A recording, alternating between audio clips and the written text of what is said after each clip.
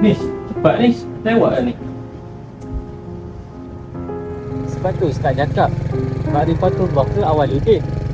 Kalau kita tak tahu sifat 20 bagi Allah, kita tak tahu sifat mustahil, macam mana kita nak buat ibadah? Lagipun itu namanya ilmu yakin. Ilmu datang dari bukti dan dalil. Betul Fif. Tapi kalau ilmu kat dada saja, takut jadi beban, bukan manfaat. Beban apanya? Lagi banyak kita belajar, lagi tinggi darjat kita ni. Macam sekarang ni kita nak pergi kuliah agama ni, kalau tak tahu jalan tak apa ini. Aduh ni, kau biar betul. Aku dah kata cek minyak, cek enjin. Kau ni sesuai lah.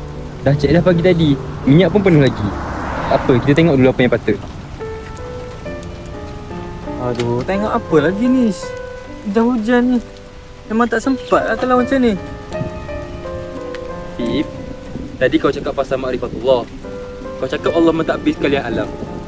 Takkanlah motor mati ni Allah terlepas pandang. Itu teori je. Realitinya sekarang kita sangkut kat sini. Itulah beza tahu dan kenal Fif.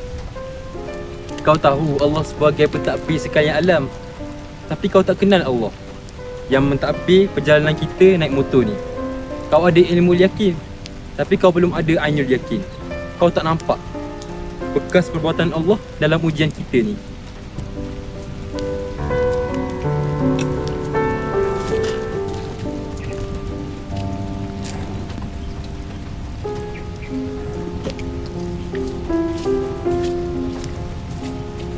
Ulama cakap tawakal ni bukan lepas kita usaha je, tapi masa kita tengah kena ujian, hati kita tetap bersandar pada dia. Motor rosak ni pun pengajaran daripada Allah Fif. Mungkin Allah nak kita belajar erti bersabar dalam ujian. Fif, sebab tu orang kata jauh lagi perjalanan dari kepala nak ke hati. Tahu itu ilmu, kenal tu rasa.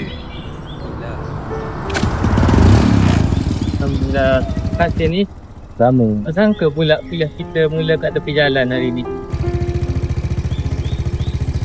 Jom, sempat lagi ni kita kejar kuliah kat masjid.